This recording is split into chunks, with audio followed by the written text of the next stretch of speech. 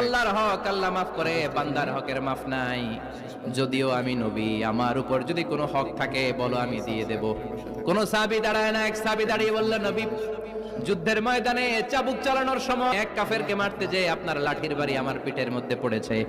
আপনি যেহেতু এই কেসাসটা আদায় করতে চান, আপনার পিঠে আমি লাঠির বাড়ি মেরে এটারে শোধবোধ করে দিতে চাই।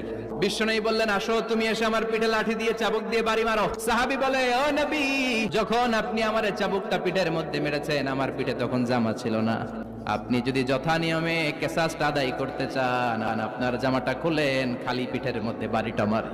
সাইয়েদনা ওমর ফারুক হাতের জামা এরকম পড়তে শুরু করছে, আয় এদিকে আয়। বিশ্বনবী বললেন, ওমর থামো, মারতে দাও। বিশ্বনবী উনার জুব্বাটা উপরের দিকে উঠালেন, পিঠের মধ্যে বাড়ি দেওয়ার জন্য ওই সাহাবীকে ডাকলেন। ওই সাহাবী বিশ্বনবীকে পিছন দিক থেকে জড়িয়ে ধরে ওই মোহরে নবুয়তের মধ্যে চুমু দিয়ে ফেলেছে। সাহাবী